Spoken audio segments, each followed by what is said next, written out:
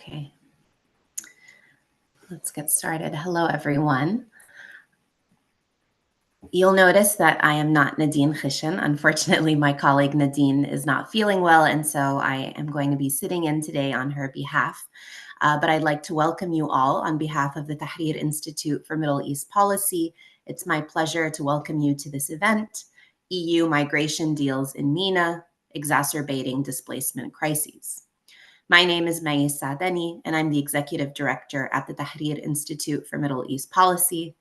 As you might know from the description, today's event will cover recent agreements that have been struck between the EU and various MENA countries, particularly in today's conversation, Lebanon, Egypt, and Tunisia, for the purpose of bolstering migration controls in these countries and preventing what is referred to as irregular migration to Europe. However, with these beneficiary countries accused of widespread violations of refugees and migrant rights, these agreements have been criticized for being both unethical and ineffective. What are the main concerns around these assistance deals? What kind of impact will they have on the circumstances of refugees and displaced persons? This will be the focus of our discussion taking place today on the occasion of World Refugee Day. We hope it'll be a fruitful and informative conversation. Before we kick off, I'd like to briefly introduce each of our speakers. We have with us Hussein Bayoumi, who is a researcher, who is with Amnesty International. We have Huda Mzoudit, who is a researcher on issues in North Africa, particularly Tunisia and Libya. And we have Drew Mikhail, who is a non-resident fellow at the Tahrir Institute. Each of them have remarkable bios. They have done incredible amounts of work. Hussein, years of research and advocacy at Amnesty. Huda, who has co-authored much of the leading work on this issue, and Drew, who's done a ton of research himself and led in the peace building space. And so I invite you to read their full bios on our website. To our audience, I'm going to start the conversation with 3 rounds of moderated questions. And at that point, I will open up the floor to audience question and answer. Throughout the conversation, though, I will invite you to please submit your questions using the Q&A feature on Zoom, which you'll find toward the bottom of your screen. A reminder that this conversation is being recorded and live streamed on YouTube. So let's get started. Huda, I'd love to begin with you. You've naturally critiqued the Tunisian government's approach to refugees and migrants as being populist and discriminatory. Can you tell us more about the current status of refugees and migrants in the country? What makes the government's policies populist, and why is the government taking this approach? Thank you, May, for the presentation. Thank you, everyone, for your for this event. Well, the government, unfortunately, since February 2023, Said has made a speech, a racist one that evoked the Great Replacement theory, and that unleashed, violence against Black African migrants in Tunisia, who have been accused ever since to be like the Trojan horse of that project to replace Black Africans by Tunisians. And so the Tunisian government ever since has adopted a very tough and racist approach to mostly Black African refugees and migrants, and that actually falls into this very populist rhetoric that has been embraced elsewhere, especially in Europe, whether by Orban in Hungary, and obviously by Meloni in Italy, who is actually very close to Said. And so both of them, they're like brothers in arms when it comes to waging this crusade to stop irregular migrants reaching Italy. And both of them, Meloni herself, wants to make Tunisia as the resettlement country for these Black African migrants, rather than Tunisia, where Said, has been pushing back against this. So, in that respect, they both have this very paranoid conspirationist persona about preserving their country's, identity. In the case of Said, is about preserving the Tunisian Arabic Islamic identity from these criminal organizations plotting against Tunisia to change its demographic. So that tells us, unfortunately, more about how this violence after his speech has been unleashed on the most vulnerable, actually, communities in Tunisia, mostly Black African migrants, but also a lot of Sudanese refugees and asylum seekers who were not spared from this violence, despite the fact of their being Muslim. So there's this racism populism nexus that played a role in exacerbating the migration crisis in Tunisia, but also the criminalization of Black African migrants, which is not something new, because there is hidden anti-Black racism that against Black Tunisians as well, that has been going on since the abolition of slavery, and that Black Tunisians were also part of this violence, but they were more like collateral damage than anything else. And so also the fact that the populist policies of the government had affected these Black African migrants is because of the solidarity that civil society in Tunisia had shown. But I will probably talk about that later on. Thank you. And Huda, before we bring in others into the conversation, do you want to tell us a little bit more about the high level kind of what is the reality for refugees and migrants inside Tunisia right now beyond the populist rhetoric? What are some of the key violations that they're experiencing? Well, it is terrible, unfortunately, I have to say, because the government has been living in denial that the authorities have cracked down violently against these Black African migrants since February 2023. Things have gotten worse, of course, in the summer of 2023, when a lot of Black African migrants, especially from the second largest city of Tunisia, Sfax, were pushed out to the desert, and they were thrown, near the Libyan border. And there was, of course, a pushback from the Libyan authorities at the time, that they were not able to get these migrants. So it's totally shambolic, I have to say, that the management of this crisis, and most of these, a lot of these Black African migrants, they have nowhere to go, so they found themselves, without any place to live. Even though a lot of them they were regular migrants, they had residence. Some of them they were students. So the authorities, unfortunately, they used this heavy-handed approach to expel them, and that in a way that made even people, in Tunisia, shocked, to see how much, and there was no restraint at all in the way the violence even was done by locals.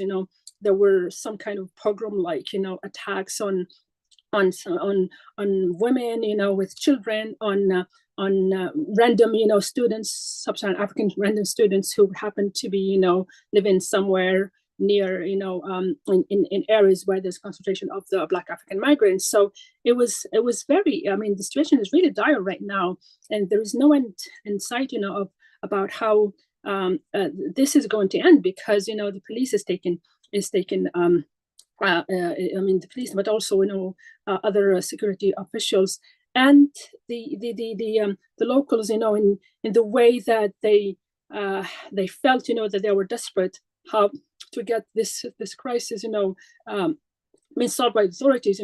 There with hate speech that is being targeted, that has been mushrooming in Tunisian social media, that added salt to injury when it comes, to the situation of these people, especially the fact that the international organizations such as the IOM, the NHCR, in some ways, they retired and didn't, make any effort to protect these vulnerable communities. So things have been really getting worse, since the arrival. That speech, but also since the far right governments in Italy, has started, to adopt a very tough approach to the arrival of the Black African migrants, especially to the Italian coast. Thank you, Huda. Hussein, I want to bring you into the conversation and talk about Egypt. Egypt has also been accused of rights violations against refugees and migrants, particularly in recent months as the numbers have increased amid the Sudan war. We'll talk about Gaza later in this conversation as well. Can you tell us more first about the situation for refugees in Egypt? I think we don't talk a lot about this, so our audience might not know. What key violations do they experience? And does the nature of the violations differ across refugee group? Thanks, May, and for Tahrir Institute, of course, for hosting this panel. I think it's a very timely topic. sadly, given what we are seeing across the region and Europe. Maybe I want to start with a story, which is that of Amira, who's a 32 years old Sudanese woman. Now, Amira had fled Khartoum with her mother, and she managed to arrive in Aswan, and she was receiving actually treatment at the hospital. Now, after she left, she actually had like an car crash, which have led her to need quite a lot of treatment and an operation there in Aswan. This car accident actually left her with fractures to her neck and to her back. Now, what we know is that her doctors told her that she would need around 3 months of medical care. However, as she was getting medical treatment for this car crash, suddenly police forces they come in the hospital, they arrest her, and they take her to a police station in Aswan. There, she was forced to sleep on the ground for about 10 days before we then learned that border guards decided to hand her to their Sudanese counterparts while being in a very bad health situation. Luckily, we knew that now Amira has managed to return to Sudan, where she managed to find doctors. However, quite sadly, what we know also is that the doctors told her that because of the interruptions that have happened by the police during her healing process, she's in a much worse situation, and that now she needs to see the doctors that actually have operated on her in Egypt. Otherwise, it's very difficult to save her, or to save, in particular, she might be paralyzed as a result. Now, this is just one example, but we are at a time where the Egyptian authorities are benefiting quite a lot from the suffering of Amira, as well as thousands of Sudanese refugees who are living in Egypt at the risk of deportation at any time. In fact, we have just issued a new report which has been looking how, since September 2023, Egyptian border guard forces and police forces have carried out mass arbitrary arrests and forced returns of thousands of Sudanese people who fled the ongoing armed conflict in Sudan, and they have been arrested and deported for irregularly entering or staying in Egypt. Now, in terms of the violations that we have found, so our research found that Egyptian security forces subjected Sudanese refugees to a catalog of violations, including detention in horrific conditions, as I described with Amira, for example, where detainees were being held in warehouses, in horse stables, where they are denied access to decent food or health care. Many vulnerable people, including children, have been detained, as well as people with serious health conditions in really appalling conditions, which has worsened either situation or puts them at further risk, as you see usually with children and women from vulnerable communities.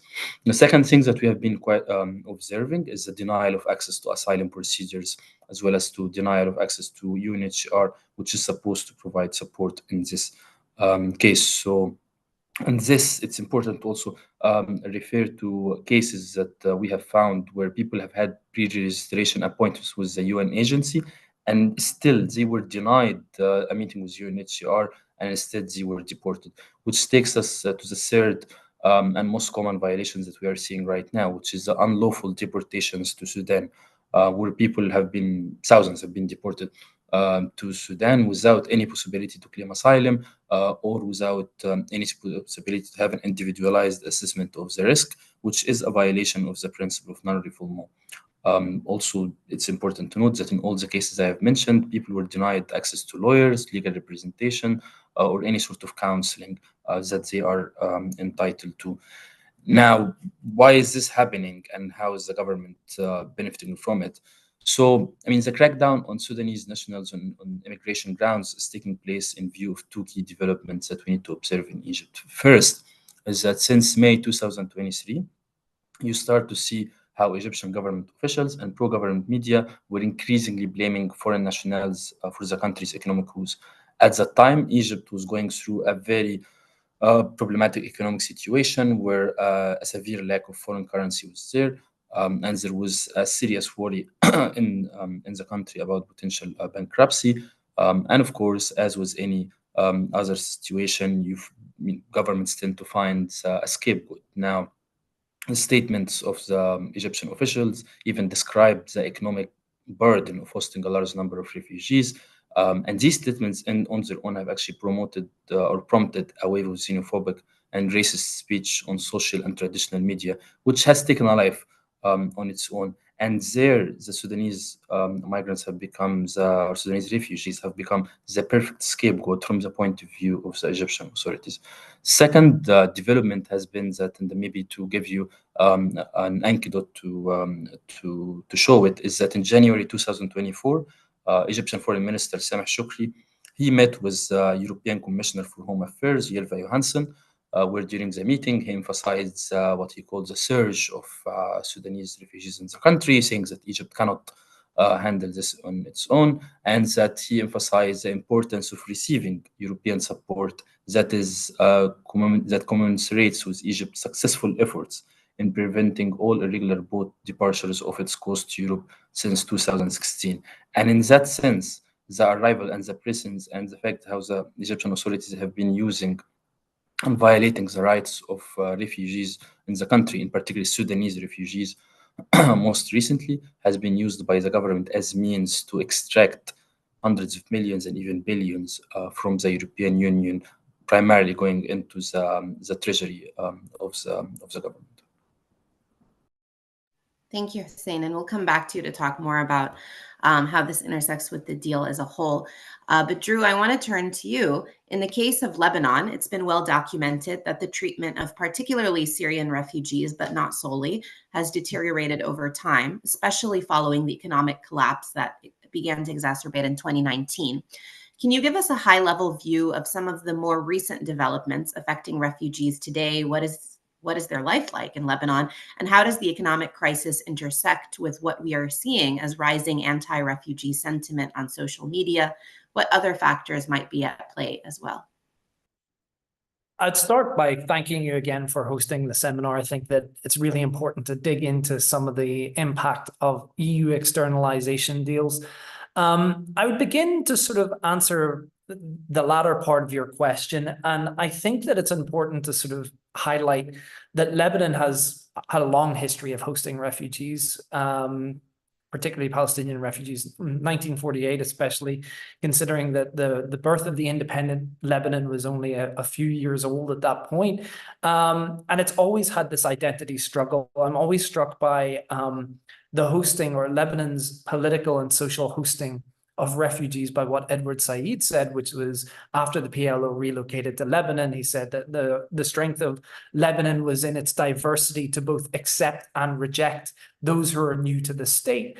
And I think that if you're now obviously looking at a significant longitudinal hosting of Syrian refugees in great number in Lebanon, and I have to add the largest per capita hosting in the world, that we have gone through iterations of initial support and welcome at a high level to, and what I have to say, even though that we have seen very shocking images on social media and we have seen a rise in anti-Syrian and anti-refugee sentiment quite recently, something that is not alien to Lebanon.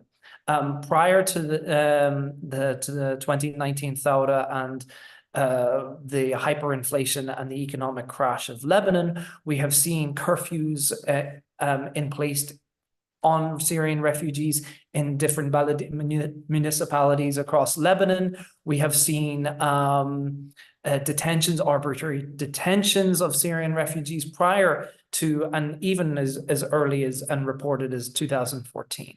So, and attacks on Syrian refugees in workplaces. This tension is always evident and always there. And I think it's important to sort of highlight the fact that, yes, that Lebanon outwardly has, to those who follow the history of the state, has an internal dynamic or an intra-religious dynamic that is focused on a fatalism around demography. One of the chief issues around Lebanon's own contract between its own citizens is that we don't count numbers, even though numbers are really important. So there hasn't been a census since 1932 because we organized the state on a basis of sectarian or sect equilibrium. And the introduction of refugees and the fear-mongering of refugees has long been a decades-long issue within the Lebanese polity, within different Lebanese actors who are ready to raise the flag of a potential fifth column that will be integrated into the state, and therefore something that we should fight against. This was evident with the Palestinian refugees who have hosted, despite the fact that Christian Palestinian refugees were integrated and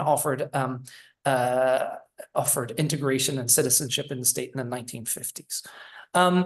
We've seen recent comments, and since the externalization deal, even though, and we'll get onto it a little bit more detail later, that Lebanese elite politicians were very quick to step back and say, well, this doesn't mean that we have to reintegrate them or that we have to host them. And this has allowed opportunists within the Lebanese political sphere to really ratchet up and instrumentalize fear around refugees again, even going as so far as the bold-faced statement recently by a major Lebanese politician to state that the Syrian refugees have exacerbated ongoing issues in Lebanon, including and name-check the Beirut port explosion, of which they had absolutely nothing to do with. And I think that it speaks to this ongoing deep-seated fear within Lebanese politics that you can raise the flag of refugee resettlement and therefore, in effect, potential ostracization and marginalization of the constellation of religious minorities that live in Lebanon, and that raise the flag of potential domination by one religious group over another. And it's a rather effective strategy, unfortunately. And I think that I would sort of hazard a guess that we are not excluded from global, that if this rings a bell to anyone around the global issue around refugees and resettlement and asylum, it should. And I think that in Lebanon, this is particularly a particularly effective strategy, and something that I think that is long-winded and very, very hard to unpack. And I would suggest that it's going to only become more difficult to unpack as we discuss how the EU's role should be played inside Lebanon, despite the fact that we have international commitments that suggest that the protection of Lebanese citizens and all those that are living in the country should be a primacy of international law and international cooperation in the country. We've now seen the introduction of a bill that is only likely to, in this heightened times of scapegoating Syrian refugees, going to further imperil them. So I'll stop there as a mild introduction, and we can get into the weeds a little bit later. Great. And just in a minute, Drew, before we turn to this next round of questions, could you highlight maybe some of the more recent developments that we're seeing for those in the audience who don't know Lebanon very well? What are some of the high-level kind of headlines you would share for the situation of refugees? Well, in fact, also, and it's and thank you for reminding me that to give you the broad macro overview. For example, recent observers have seen that boat migrations from Lebanon, which has not traditionally been a means of migration out of Lebanon, have increased exponentially. I don't know the English term for how you going beyond something that happens more than 4 times, but it has up until this year, it has reached over 100 boats that have left. The Lebanese border is rather, and maritime patrol is rather porous, and that this has led to increased migrants who have come abroad, mostly in Cyprus, which is the closest Mediterranean state just off the Lebanese coast, leading to the Cypriot president visiting last month in a bid to try and effectively stem the flow of outward migration from the country. This has led to the signing of and the introduction of what is amounted to like a 10% increase on already existent EU funds to Lebanon. Not very much of 1 billion, but effectively, as much as this is being phrased as a support for the Lebanese infrastructure, this has really come about as a move of international urgency and fear over more migrants leaving from Lebanon, which of course, since October 7, 2023, has only seen further displacement in South Lebanon. Up until the numbers are around 90,000 who have displaced from South Lebanon. And what's important to note is that it's not only Syrian refugees that are taking these boats, but that may be the majority, but also Palestinian refugees and Lebanese as well.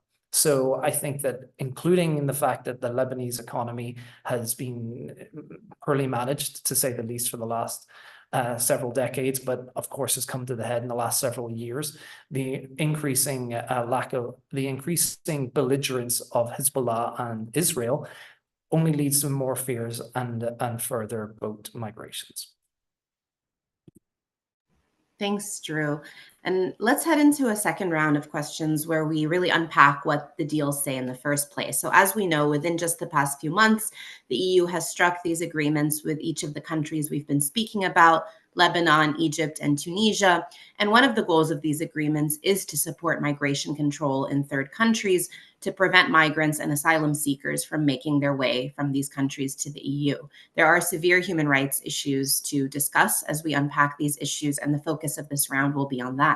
Hussein, coming to you first. Experts, including yourself, have highlighted the rights violations taking place in Tunisia, Egypt, and Lebanon as these deals are being struck, and the risk that these deals may very well exacerbate these violations. From a rights perspective, what's going on here, and what rights, duties, and responsibilities, does the EU have in the first place?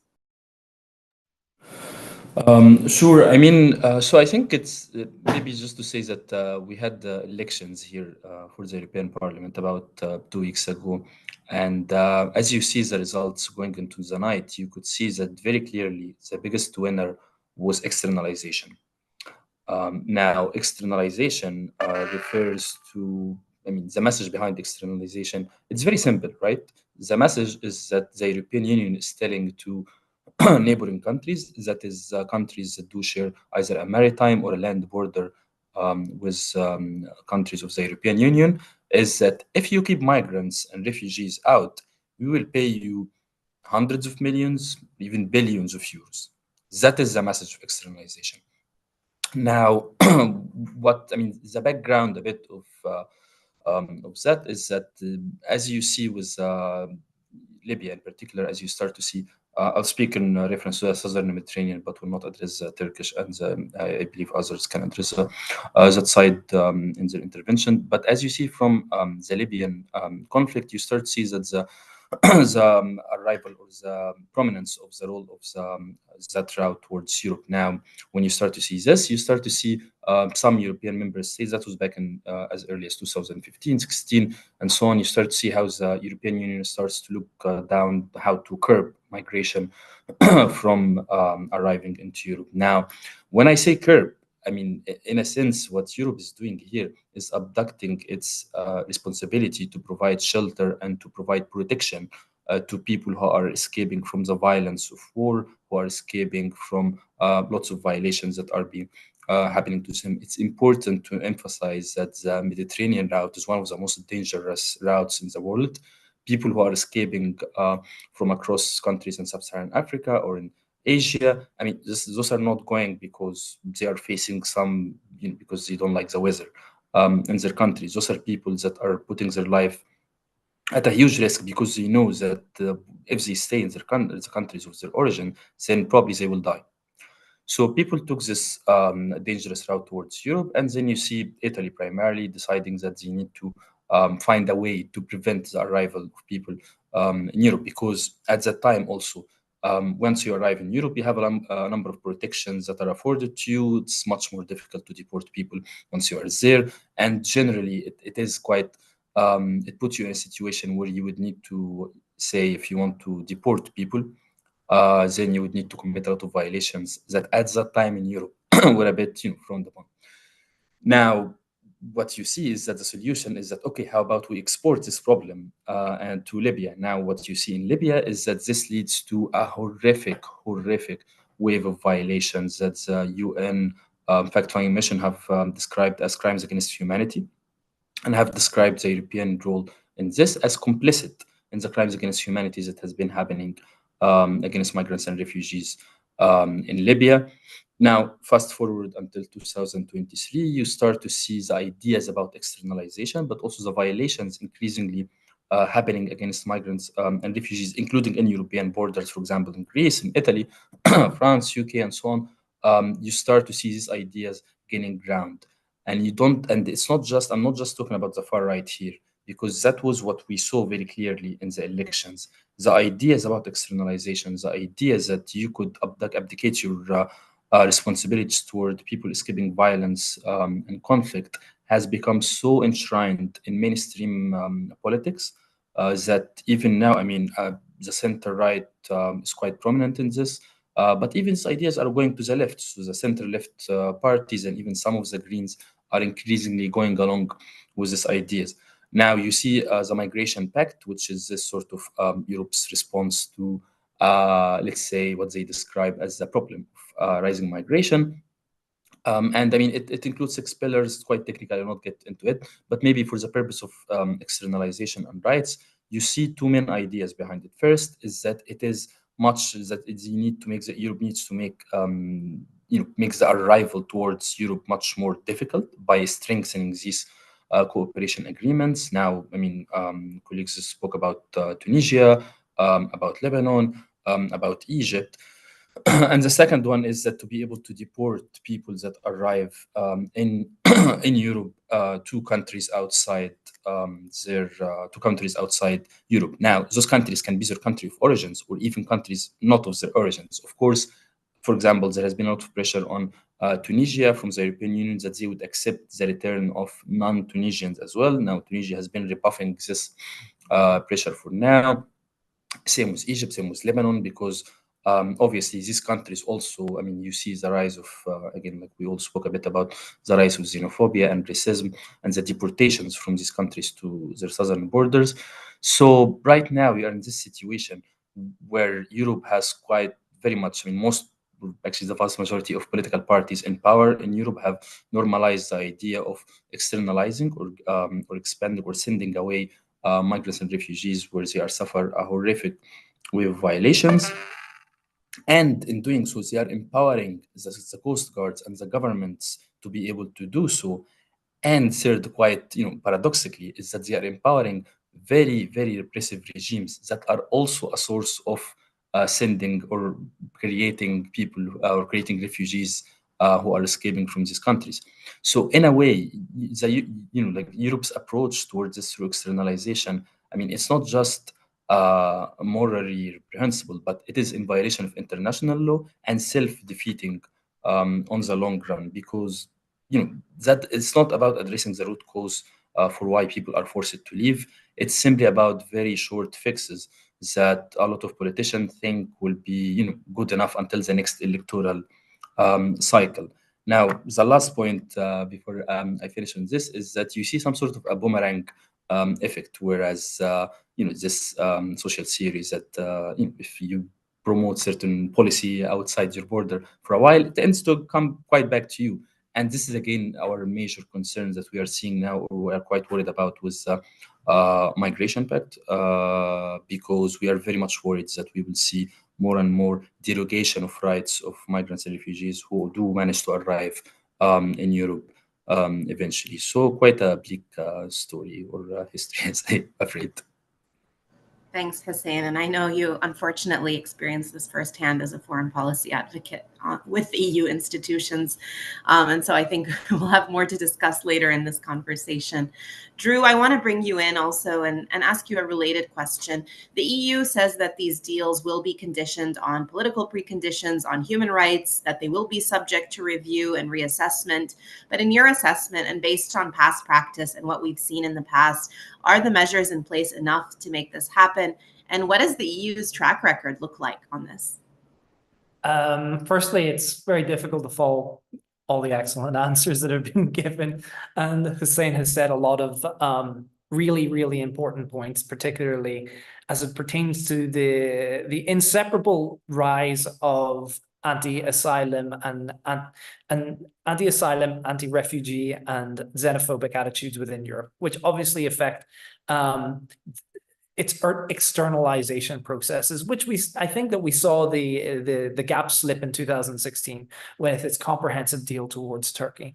I was reminded of a conversation with a Lebanese friend, refugee many years ago, who said that, it's funny how it's like Europe has framed the 2015 as a migrant crisis, when we have the context of states within the region that are actually doing the brunt of the hosting work.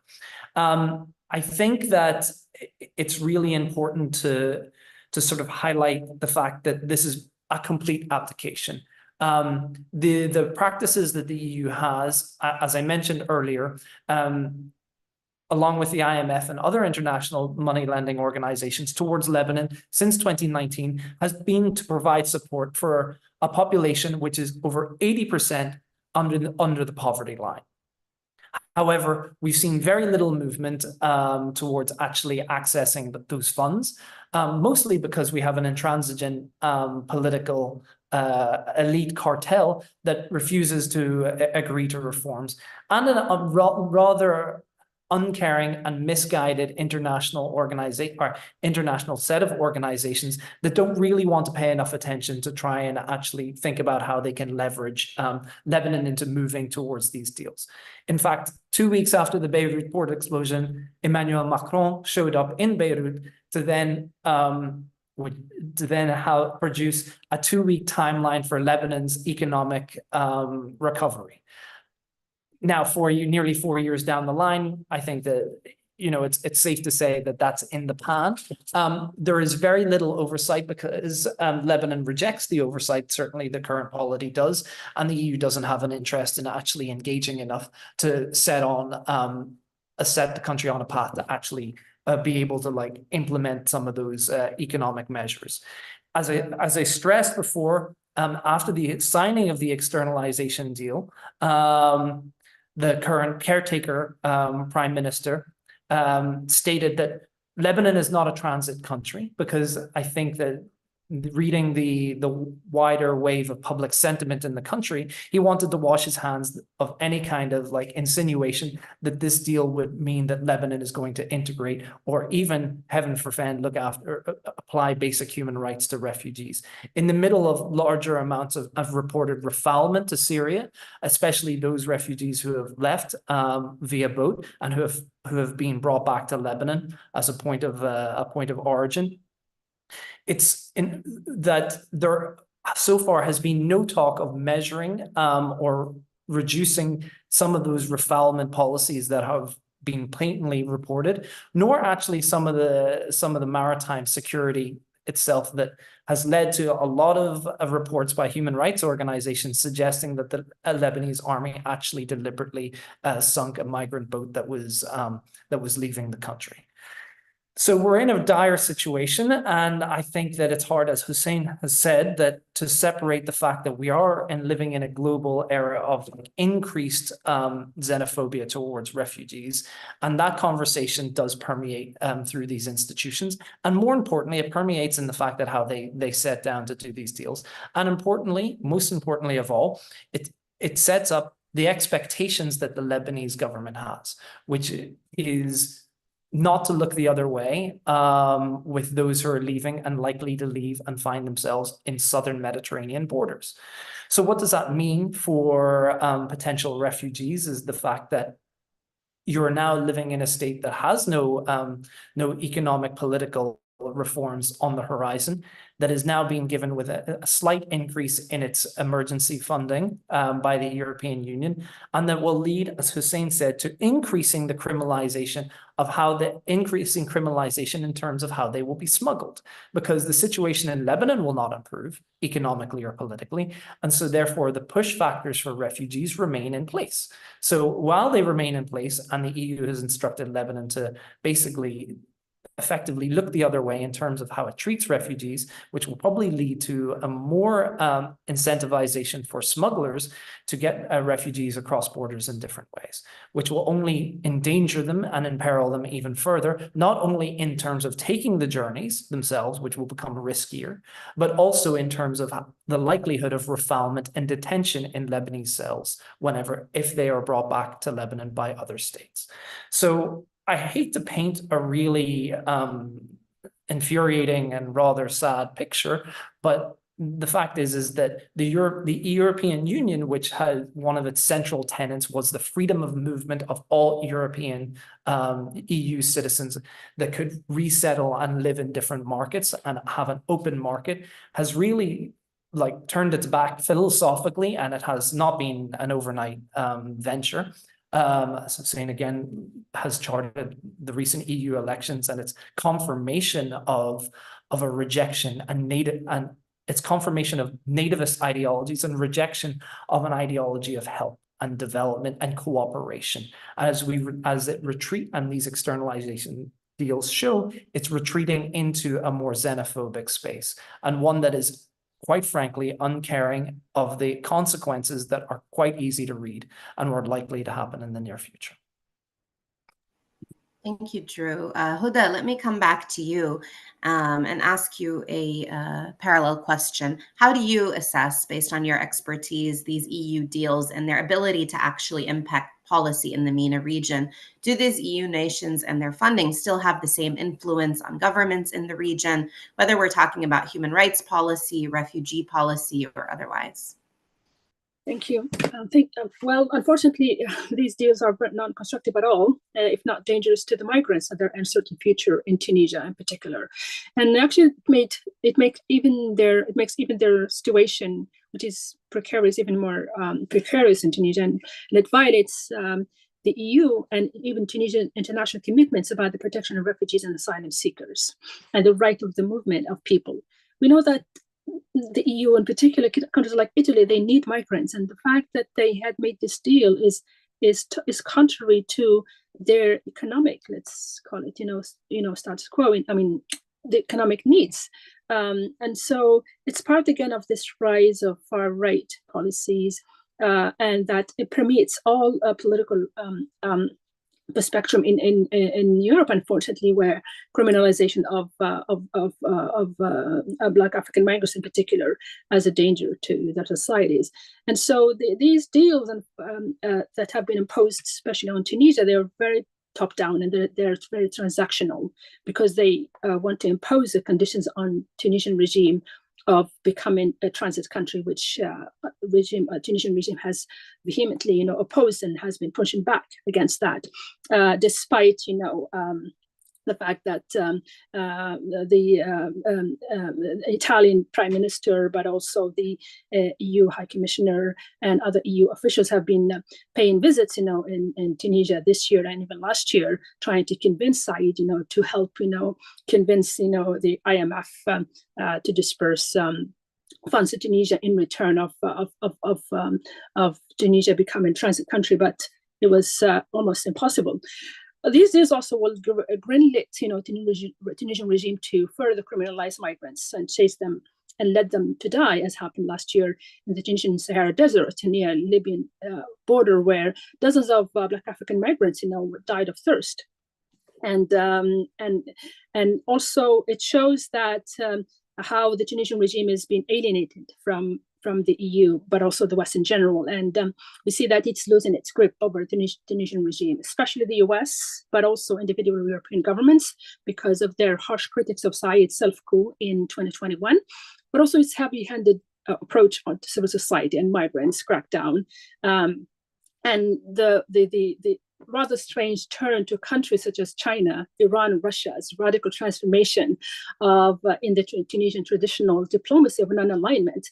So by openly aligning with global South, quote-unquote, Eastern camp, non-Western allies, and Tunisia's ambition to join the BRICS group, it shows, how the West is totally losing the plot when it comes to convincing Tunisia to become a transit country. There's also the influence, unfortunately, of the Algerian regime when it comes to this this issue that the fact that also the regime in Algeria has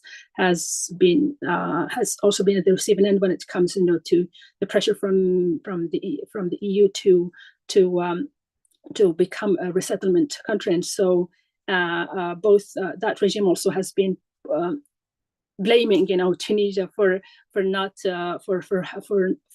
guarding, its border enough, so that that it wouldn't that it lost some credibility when it comes, to its sovereignty. And so Tunisia is such a very, let's say, a critical situation when it comes, to its response to this crisis, but also when it comes to its response to the EU and its push for it to become a transit country for Black African migrants. Also, the fact that Said insists on this the Tunisian national sovereignty when it comes to this issue, and this is where he's pushing, the EU deal, because for him this is his what's called German Staatsräson, that sovereignty is something very dear to him and to Tunisian people, and has always accused, the West, especially the EU, of interfering into Tunisian internal affairs and taking a very tough and hostile attitudes towards the Western nations when it comes to these deals. So it's very transactional, but also trying to show that his regime, is able to deal with this issue, and that Tunisia will not become another Rwanda in some ways, even if there are secret deals sometimes, done behind curtains, like the fact that Tunisia recently established a search and rescue zone at sea, which is part of the International Maritime Organization of the United Nations, which indicates the borders of where Tunisia will be able to, to start, its job as a border guard to the EU, part of the externalization of the EU border. So, sadly, this situation is that Tunisia has finally become that border guard. The maritime guard to the EU, despite showing to Tunisian public that it is pushing back against the EU deals.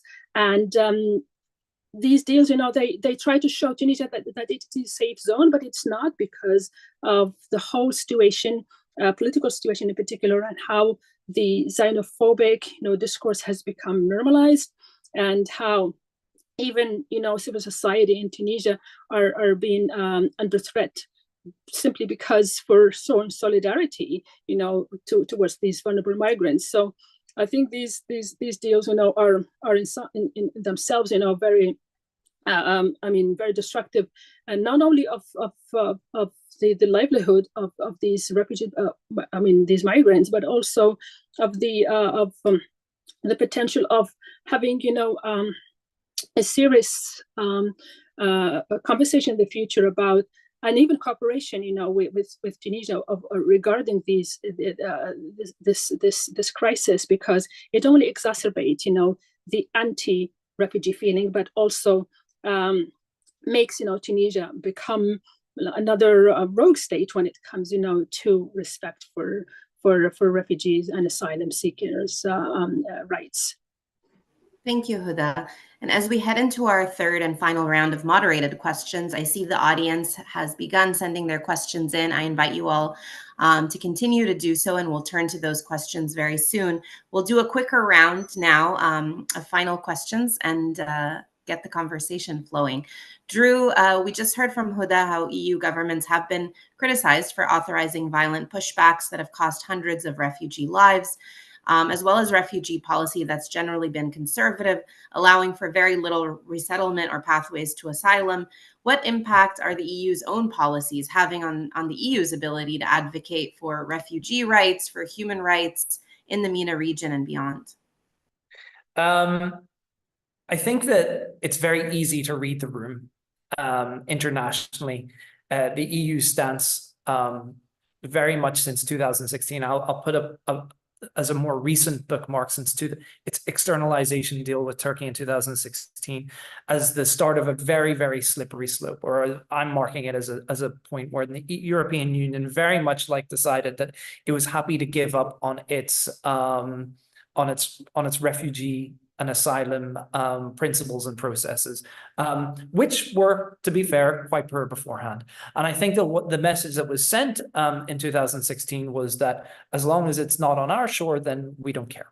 And I think that what's interesting about the recent raft of externalizations is that really as Huda and Hussein have pointed out, and in my case of Lebanon, that we've seen real circling of the drain in terms of treatment of migrants and refugees and asylum seekers. And I think that it's important that these are not spurious claims. These are claims that are moderated by international organizations that are very, very credible. And the fact is that the European Union understands this, but yet still insists on pushing and forging ahead in terms of its current scope. So it's not really in a position to offer anything based on human rights values in terms of how it can ask external neighbors to treat refugees, and asylum seekers, considering that its current policy is that we should just accept that as long as they don't come to our shores, then that's all that matters. And I would suggest, as someone who has been a very deep critic of the EU's Dublin policy prior to 2016, and in fact prior to into what brought all this to a head, essentially with the Syrian civil war, the EU has had small glimpses of potential policies that might have actually been effective, or policies that were at least not effective, but showed some offering that there was an interest in something beyond just keeping refugees away. I named the vulnerable person scheme in the UK that was designed specifically to bring in Syrian refugees. Angela Merkel in Germany as well at that point, and I think it's an interesting case study, although both of these examples are imperfect, particularly the UK's number of refugees that it offered to help was completely tokenistic. But Angela Merkel's acceptance of refugees in Germany, again, without its with its critiques and all, was much more effective and much more philosophically aligned with how we should seek to protect refugees and vulnerable people. And additionally, during her many right-wing commentators and quite a growing right-wing polity in Germany were suggesting this policy would be her political death. And it wasn't. In actual fact, she strengthened the party in successive elections. So it says that we don't need to give up a middle ground and cede calls that say that, well, we know that there's a growing nativist agenda within our country, so let's play into the worst examples and expressions of those politics. But we actually need to create a new narrative within Europe that focuses on the heart of the 1952 refugee charter, which is to protect vulnerable people. We've heard many stories from, and I thank Hussein and Huda, and I've seen some of the questions of the vulnerability of people who are trying to flee conflict. And although we can't address potentially all the root cause, although we can certainly help put pressure on certain governments that may be close to the EU who are carrying out acts of aggression in the region. We can't address all the current root causes of different conflicts, but we can, at a minimum, try to protect those who have decided that they want to leave and are vulnerable and have given up everything to leave their homes and a perilous journey. At the very minimum, we can maybe try to reduce the perilousness of those journeys and seek to create a better refugee scheme. And I thank one of the commentators from our panelists who's brought up the Rwanda deal. As someone who's traveled and worked a little bit inside Rwanda, I had the pleasure of speaking with many refugees in the background. This is probably the purest example of xenophobic, racial and nativist politics that we have. Although, of course, a non-EU policy, it represents a growing trend throughout Europe. It's completely monetarily ineffective, even if you want to ensure that refugees don't come aboard your shores. It's not a policy that will have any kind of significant impact on numbers of people who will try to come to the UK. who are mostly coming to be reunited with families anyway, and are coming in such small numbers that they're barely significant. But more importantly, what the deal tries to do, the fact that it basically tries to suggest that it's okay to refile, well, not refile, but to offshore refugees to a country that has very significant human rights violations hanging over its head. This doesn't suggest any kind of like effective policy management based on working to help vulnerable and protect people, vulnerable persons, but only seeks to like make a punitive act of trying to flee conflict. And the fact is the fact that it continues to like work its way through like UK polity is, quite frankly, like a shame on anyone who's been involved in its head. And to top it all off, the fact is, while no flights have left for Rwanda, the cost of the deal has effectively made it more, as one Tory House of Lords member said, makes it more effective to house all 127 refugees who are supposed to be offshore to Rwanda, to host them in the subway for the last 3 years. So I think that we're living in a moment of high discourse that's completely nonsensical around refugees, and it's not only the right wing's fault. It's also moderate and left wing parties that refuse to engage with a conversation based on concepts and rights, and also refuse to base themselves, as Huda just mentioned, on the fact that many of these countries, the population demographic is getting older, and sessional refugees and sessional migrants are really important to upstanding these economies. If one thing in Brexit has been shown is that the exit of that sessional and migrant economy has actually badly impacted the GDP of the country and its general productivity. So I don't think that we can expect a growing right-wing EU Parliament and EU to suddenly discover their sense of moral selves, but actually we can look to appeal to those organizations and those public entities and parties inside Europe to actually try and recapture a conversation that focuses on human rights. Thank you, Drew.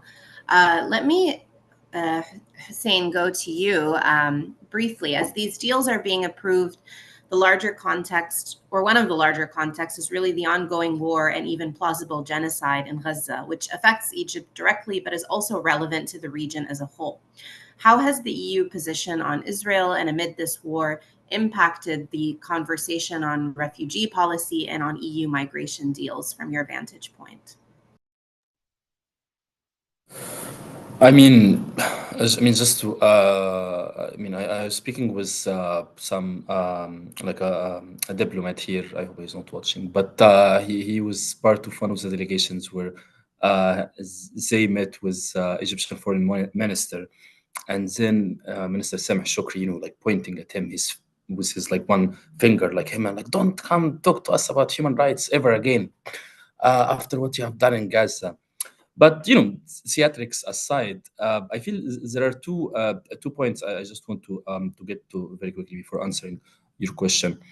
One is that for all its rhetoric, the Egyptian government position on Gaza has not been very different, or has not been actually progressive. In fact, I would say that the Egyptian government has been complicit in the or over 16 years old siege on Gaza, even after the latest start of what is possibly a genocide and the mass murders that we are seeing, the starvation, all those horrific things.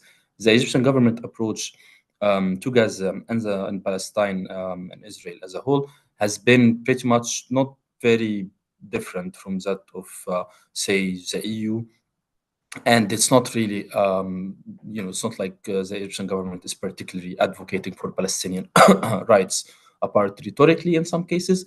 But in reality, the Egyptian government has, for the most part, cooperated with Israeli requests and Israeli demands in lots of cases, and has actually been benefiting from this, particularly through it's Hala company, which is owned by Mr. Ibrahim Al-Arjani, a very close confidant of the Egyptian ruling elite, which they take like almost 10,000, sometimes 15,000 per person just to let them out of Gaza. and they have racked in millions and millions and millions over the blood of Gazans, so people, Palestinians in Gaza. So I mean, so again, the Egyptian government has also been cooperating quite a lot with American demands. In fact, there was also this article where an Egyptian source, security source, was complaining that he's feeling very much that they are playing Israel's advocates in the negotiations with Hamas, and he was feeling uncomfortable with that. So I'm telling all of this just to say that Egypt's position when it comes to Palestine and Israel has been pretty much okay, if not quite good for from the European and definitely from the American perspective. Let's not forget that I mean Egypt has crushed any protests that went out in solidarity with Gaza. I mean, Egypt has been quite quiet, and despite this, you see people trying to protest, and yet the government responds by arresting them, by beating them, sexually harassing them. In cases of several women that went to protest recently against what's happening in Gaza. So Egypt has almost been a model, really, for cooperation for the EU when it comes to the situation in Palestine. The second point is that I think the European, I mean, when we talk about the European approach to Gaza, it's important to think of it as a differentiated approach. I mean, foreign policy has never been, a unified thing in the EU. Now you see in lots of files, you see some more or less they do work together or similarly, or has been working to a large degree on quite similarity with some exceptions. Again, you see countries like Hungary usually breaking this in some cases with Russia and so on. But I mean, but again, when it comes to Gaza, I mean, you see really unprecedented differentiation between them. So the EU position is, you can think of it as a three major camps. On the one hand, you have Spain, Slovenia, until recently Belgium, so on, sort of.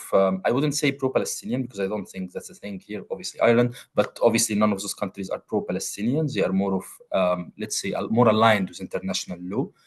And then you have countries like Austria, Hungary, Germany, Czechia, which let's say extremely pro-Israel to be diplomatic in how to describe their approach. And then you have a large number of countries that are in between, rather. So the position of the EU is very much non-unified. Now, how did things impact, or did Egypt's position impact its ties with the EU in relation to Gaza? I mean, it really changed the perception of the European Union towards Egypt, because from the EU, or most EU member states, in particular in the south and in the east and a bit in the center, I mean, the view is that Egypt right now is in the middle of four major geostrategic crises: Libya, Sudan, Red Sea, and Gaza. And therefore, Egypt need to be a pin of stability in the region. Now, when I say stability, I mean it's not a massive source of migration towards Europe, because sadly, migration has become, when it comes to the neighborhood country, has become the main foreign policy concern. Which is why, for example, talking about the deal with Egypt, which has actually, when you look at the money itself or the amount, it has nothing to do with migration. The vast majority is over like 7 billion of it is about loans and cooperation agreements and so on. But at its heart, it is a migration deal, because from the point of view of the EU, it is about keeping Egypt stable so that there is no more migration towards Europe from there. So really, I mean, I would say the major impact that has been on the EU has been that, I mean, first of all, the Egyptian regime, the Egyptian government is an extremely reliable ally when it comes to cooperation with Israel and in relation to the Palestinian question. And then secondly, that they need to stabilize Egypt at any cost. And when I say at any cost, I have to emphasize that the 7.4 billion is probably the biggest deal that the EU has done with a non-enlargement country in its history. I mean, even the Turkey deal is smaller, I think 6 billion, if I remember correctly. So even that was smaller, and that was considered quite huge. And Turkey is, technically speaking, an enlargement country. But but really, that I would say is the major 2 points which have made the EU look at the Egyptian regime in particular as a very important ally that they need to keep spending money on, knowingly, and I have to stress this, knowingly that it is the same policies in Egypt that has been by the government, which has crushed all sort of opposition, crushed all sort of feedback, crushed all sort of scrutiny and transparency in the country. is what has led Egypt to need billions of bailout every few years. That is a well-known thing. I think there is no one in the EU level that is naive to think otherwise, and I don't think anyone is naive to think that this problem will not be once again a problem within a few more years. But that will be after the election. So. Thank you, Hussein. And Huda, I want to turn to you for a final question. We're getting quite a lot of audience engagement. So let's talk a little bit about civil society, which the audience is quite interested in. Considering these circumstances and the global regression with respect to refugee and migrant rights, can you tell us more about the challenges that the human rights defenders who are advocating for refugees and migrants face in the MENA region, perhaps focusing on the example of Tunisia, but if you'd like to speak more generally as well? Oh, thank you. Well, I think unfortunately it's quite bleak as a situation for civil society organizations. For Tunisia has never happened before for civil society organizations since 2011. And a lot of civil society activists, they feel that they're being hounded by the Tunisian regime. They're at risk of being arrested at any time for showing solidarity with refugees. And even their work has been criminalized by the regime of Said as a national security threat. They're also struggling because of the repressive use of Decree 54, which is a cybercrime decree that is meant to silence the critics. It was in September 2022 that President Said signed this decree, which purports to combat false information and rumors on the internet. And it's the Article 24 of this decree gives up to 5 years of imprisonment and a fine of up to 50,000 Tunisian dinars for anyone who is found to be spreading false information. So the situation, unfortunately, for them is very, very bleak because they know that they are at risk of not only being arrested, but also even their families being hounded as well. Recently there have been at least 5 arrests, including 2 women of 3 women who have been one is a lawyer because of she was arrested because of a Facebook post that made, but also actually, sorry, not Facebook post, but of a comment that she's made about the racist attitude towards Black African migrants, and she was accused of undermining Tunisia by in her comment about what type of country to these African migrants they want to come and settle in. The other 2 cases, unfortunately, are of civil society activists to fight, protecting Black African migrants, including Sadia Musbah and Sharif al-Riyah, and both of them, they are being accused of money laundering and trying through some phony accusations of wanting to allow Black African migrants to colonize Tunisia. And so they have been interrogated by the police. There was an issue warrant against them in last May, and they were supposed to appear before the tribunal. So for the time being, unfortunately, they're in prison, and the accusations are punishable crime under the Tunisian law. So it has been quite a difficult time for these for civil society organizations, especially human rights defenders, who are now unable almost to advocate for Black African migrants because for fear of being ostracized again. But some are not giving up. The ones who are still on the ground, because this is part of how Tunisian, at least let's say, what is left, at least, of Tunisian democratic gains, has always thrived on having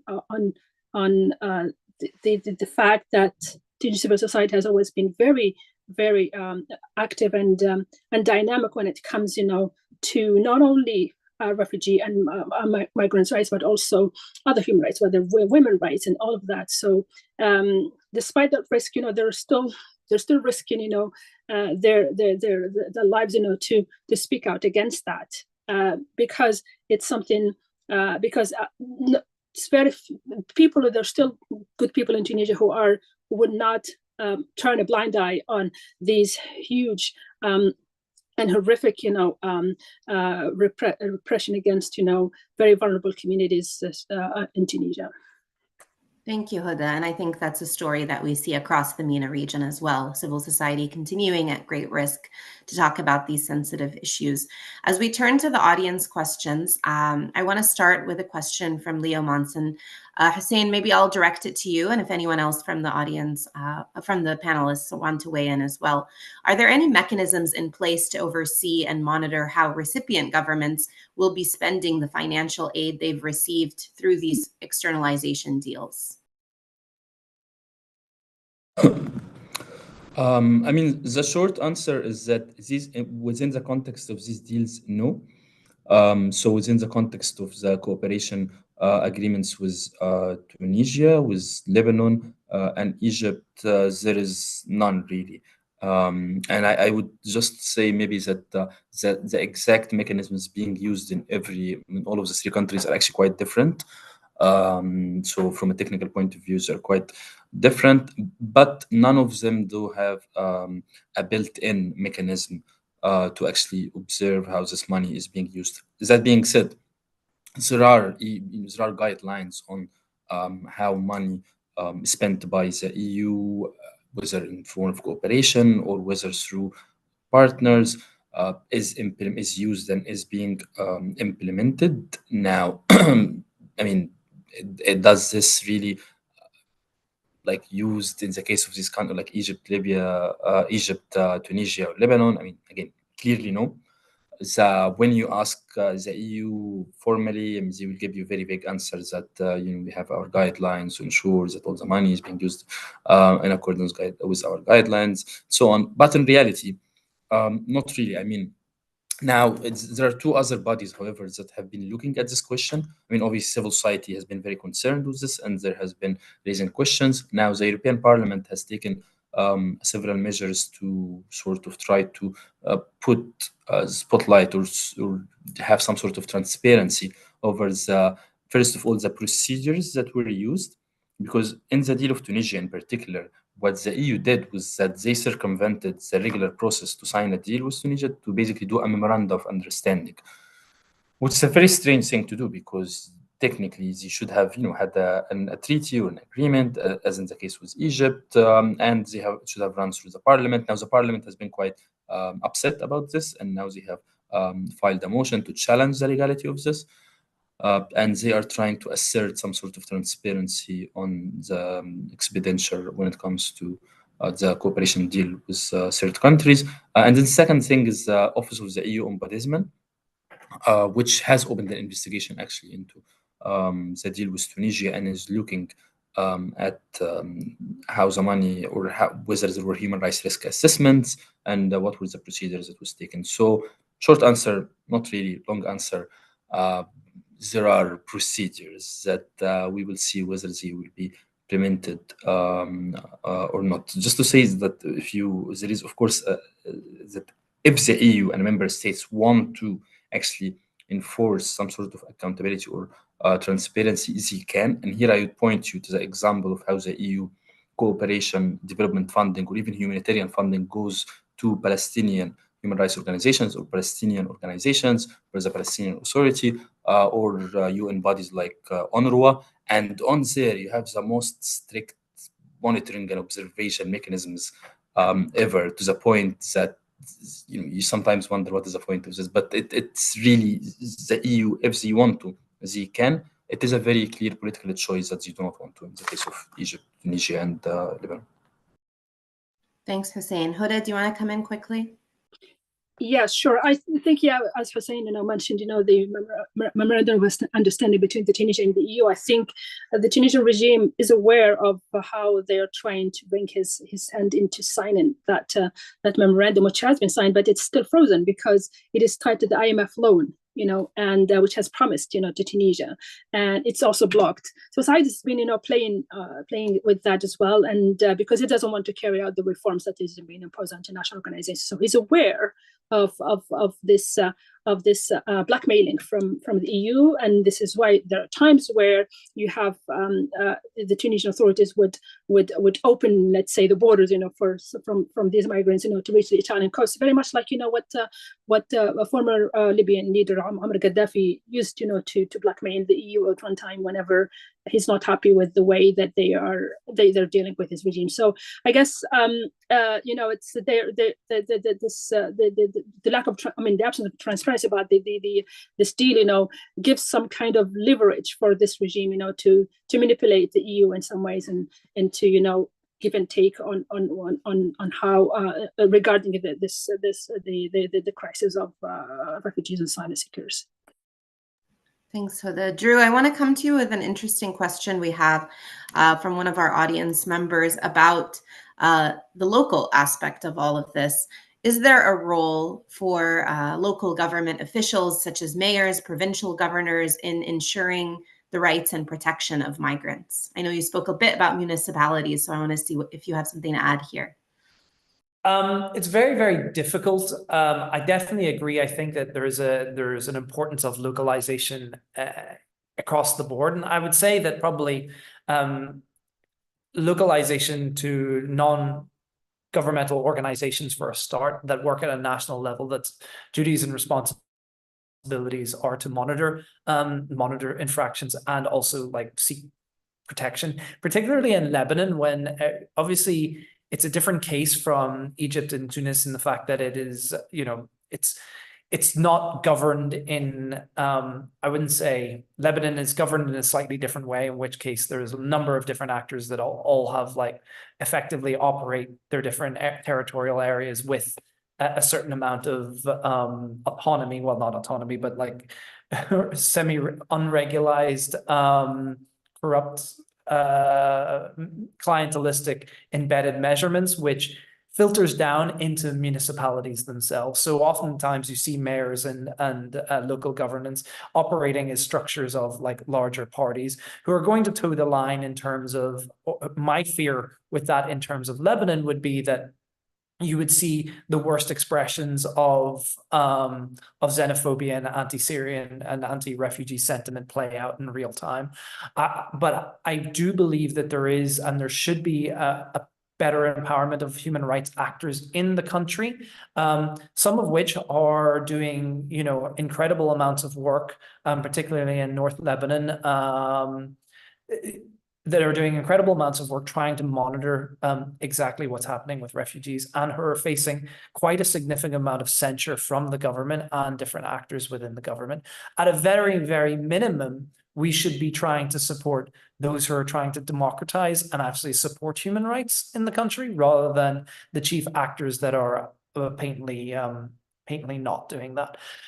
So I think that in other contexts, I generally work on localization efforts with different governments and different at local levels.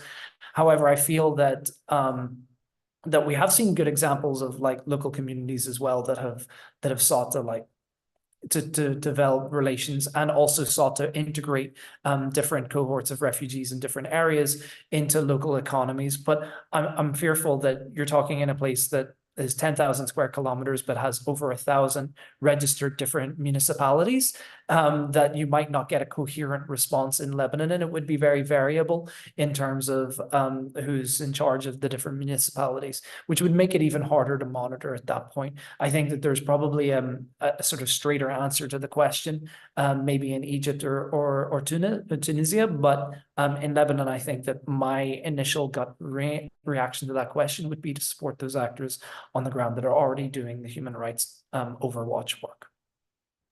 Thanks, Drew. Huda, I want to come to you with a question from Ayman Abdulrahman. How should civil society in Tunisia communicate and advocate for the issue moving forward? You told us a bit about the crackdown on civil society that we're seeing intensify, including on the migrant issue, but what can they do about it, and what kind of role, perhaps positive role, can they play with regards to discourse? Well, I have to say, they've been doing a good job, actually. So a lot of them trying to, not a lot of them, but some of them, they are having this kind of collective work, working together on the issue of Black African migrants, whether from feminist organizations or other human rights organizations in general. They have come, to the rescue of Black African migrants, especially after the Qais speech last year, as something that is interlinked, to broader human rights issues.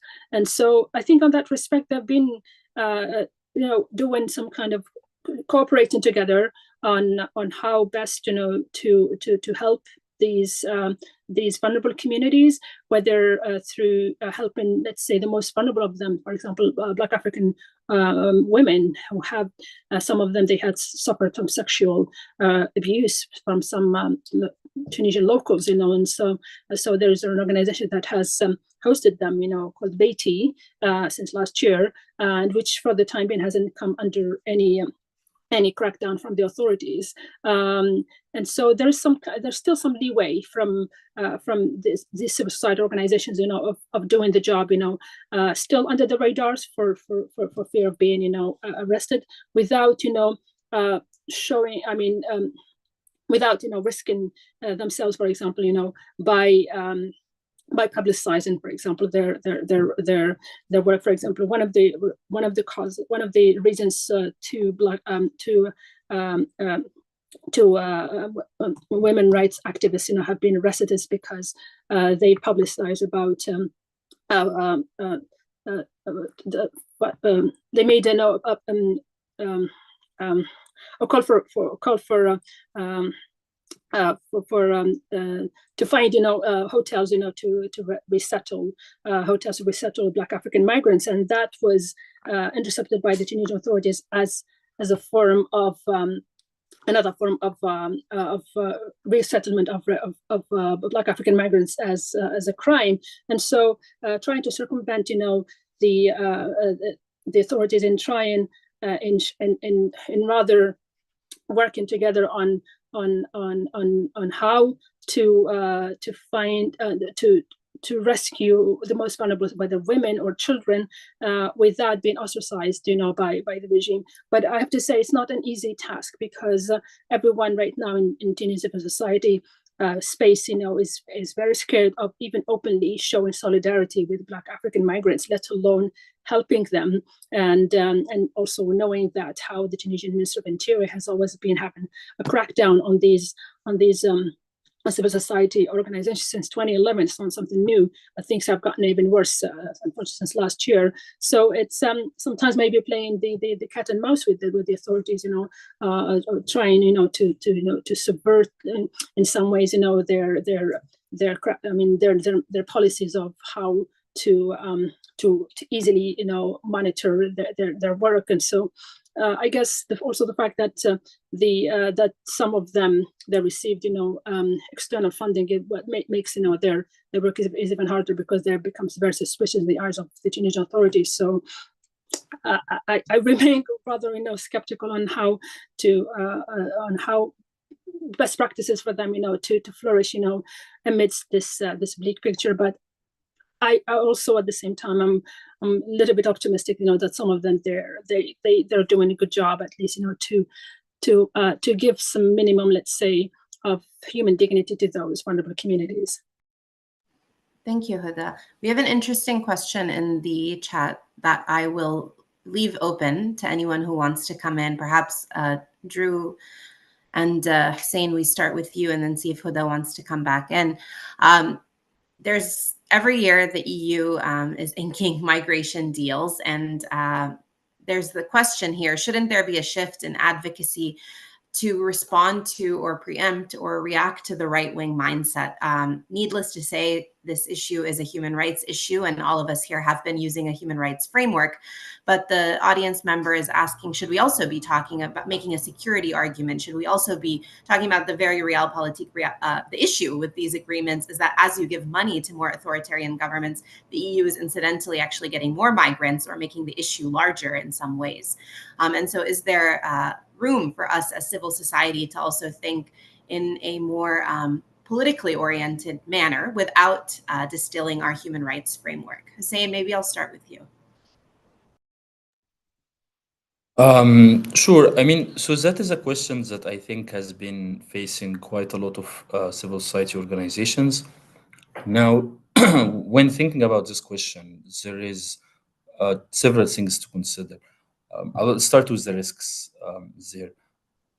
In my view, I mean, as human rights organizations in particular, it's when you once you start going along this path, that in a way you are sort of accepting the logic that political expediency or security can overtake the importance of human rights, or human rights can be derogated for the purpose of for the purpose of security or other more issues, or economic, be it economic issues, or even environment. I mean, which I think is one example where we don't talk a lot about contradictions between, like some rights and environment. But in my view, once you do this, there is this uh, risk. Now, security and counterterrorism obviously is some of the most problematic ones, because in general, with environment, I mean, it is at the end of the day trying to get to a right in the end of the day. But that's why you talk about just transition, for example, as the intersectional approach to be able to talk about environment and move to green energy. But in counterterrorism also, there has been a lot of work that has been done to basically mainstream or sort of ensure that human rights are taken into consideration when talking about counterterrorism. But once we start as human rights organizations to talk more about what this would mean from a security point of view or so on, there is this sense that the conversation moves and we are sort of part of this. Let's not talk about human rights, let's talk about the practical impact. Now, to be absolutely honest, it is something that obviously, I mean, personally, I have done before. It is expedient. It does makes it easier, of course, to talk to some interlocutors. But I think it does carry those risks, and they should be really considered, because ultimately, what this is leading to is the derogation of international law and human rights. So, how do you address this reality that human rights are increasingly becoming sort of a cliche thing, or sort of a thing that is not really widely accepted, or even a vote loser, sadly, in some political contexts? I think the first one is to work with building alliances. So instead of, for example, going for human rights organizations derogating their language when it comes to security and economic development and so on, building alliances with, say, think tanks, or building alliances with certain developmental organization, or building alliances with, say, peace organizations and so on, and trying to sort of mainstream human rights as an approach that they should be taken into account when they talk about their work. Again, there are limitations to their approach, but equally there are limitations to the approach that is suggested here. So it is a really a difficult one to say. It is really a difficult approach, I think, because ultimately, it comes to a moment where we can talk about for so long that how, say, European policies when it comes to externalization could have a negative effect on, or could eventually backfire by creating all the sort of refugees, further refugees and migrants and so on. But in a way, the undertone here is that, but if you do find a very effective policy of maintaining or externalizing migration, then human rights can take a back seat. And here I would point you, for example, to the logical conclusion of this, which is, say, what the Saudis have been doing to control migration or refugees entering their territory from Yemen, which is to shoot them. Now, that is the problem of, in my view, that like sort of derogating language when it comes to talk about human rights. So I think it is a difficult context. It is a context where human rights are taking a backseat, where populism is on the rise, where identitarian politics are on the rise. Again, the sort of normalization of violence that we are seeing in Gaza now, the normalization of violence that we saw in Syria, only to end up happening in Ukraine, on European borders. These are all very concerning things. I do think human rights organizations, however, they should still stick with their primary language and primary field, and continue to work on promoting human rights, even though right now, it's quite difficult. But it is important to also look at intersectionality and look into finding alliances or building coalitions with others who can work on these issues in a language that would maybe appeal to others or other policymakers who don't care about human rights as much.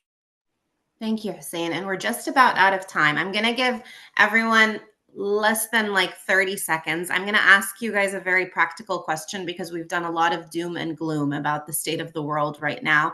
If you can pick one kind of target, whether it's a donor, a government, like a EU government, a regional hosting government, and kind of make a tangible ask or recommendation, what would it be on this issue? What is something tangible that we can walk away from with regards to this conversation? Drew, we'll start with you, and then we'll do Huda, and then we will end with Hussein. 30 seconds starts now. I'm just going to tie in a little bit with Hussein was saying about reorientating towards human rights concepts as our central discourse and our central policy making around human rights. I'll just give a small example around the idea of climate refugees. Most people will not change their policies towards efficiency around climate, even if you told them that it would likely result in less refugees, right, and coming to their shores. They just care when it comes to the nativist understanding about. And we've been through this argument before because we also have like the many different stats that show that and the studies that show the boon to economies that migrants and refugees provide, but people still have an overriding sense of nativism and protection, which they retreat back onto when it comes to this issue of not like us. So rather than highlighting, and I appreciate where the question came from, and I do think it's an important idea that we do wrap up these into a wider grand narrative. The one thing that I wish to stress again is that we don't dissect the very real human element that exists between ideally everyone, and breaking through the idea that understanding that these are vulnerable people who are escaping a dire situation, and to do so requires a great deal of fortitude on their part. We have to make that as the central track of all discourse if you have an interest in pushing protection of migrants, asylum seekers, and refugees. Thank you, Drew. Huda? I think I always think that the securitization approach of the EU has a boomerang effect on the EU eventually. So if governments in the EU are aware that it will eventually, harm them more than helps them, probably they should engage more with the global South human rights organizations, but also smaller civil society organizations, and in a way that they are able to advocate, for themselves instead of having to speak, to governments, because they know very well that, speaking to authoritarian regimes, they will speak the same language. But I know that there are some organizations who want to speak to the EU governments and want to advocate and lobby for vulnerable migrants, especially the ones who are trying to reach Europe, because it's part of their work. This is their bread and butter. But also, Hussein talked about the think tanks. I think that's part of also can be a solution. I was involved in a think tank work. Writing on the Black Tunisian activism, and it had positive echo within think tank circles, because it's part of how they are trying to reach out to wider audience of the Tunisian public, but also civil society organization. And in that respect, I think that there's governments who could do that. Thank you. And last but not least, Hussein. Well, it's very difficult to choose one recommendation, but I think at this stage, looking at the sort of regressions that we are seeing in the value of human life, really, as a whole, in favor of identitarianism, and I think there are so many reasons to talk about this, but I think at this stage, I would say, to really for people, really, particularly people who believe in human rights, to focus on expanding the language and the beliefs that value human rights, that value the human as a human, that engage or promote the ideas about equality, to engage and promote the ideas about, again, equal rights, lack of discrimination, non-discrimination, And I say so because I'm really, I think the future is very bleak, and I think that there are lots of challenges. I also, maybe the second one that I would address is actually would be to media, which I think that sadly what we are seeing from media right now is particularly bigger media organizations extremely irresponsible in promoting very problematic discourses, very problematic ideas, very problematic and destructive, like perspectives that, in my view, is taking or is really fueling a very dangerous cycle. So I would say really, to journalism sort of like an approach that respects journalism as a proficiency instead of what we're seeing right now. Thank you. Thank you all. And it's no surprise that as we end, the conversation comes back to centering humans and humanity, a particularly important, although basic reminder on this World Refugee Day. Thank you all. We've come to the end of our time. On behalf of the Tahrir Institute for Middle East Policy, I'd like to thank Huda, Hussein, and Drew for taking the time to be with us today and share their expertise. There are so many questions, points of conversation, points of work to take on forward, and this is just scratching the surface. But today's discussion, I think, has clearly demonstrated that there is so much more work to be done and so much more conversation to be had. Thank you all for joining us and for your thoughtful questions. I hope the discussion was as interesting and eye-opening for you as it was for me, and that you might take this information with you to future discussions and conversations. And I wish you all well.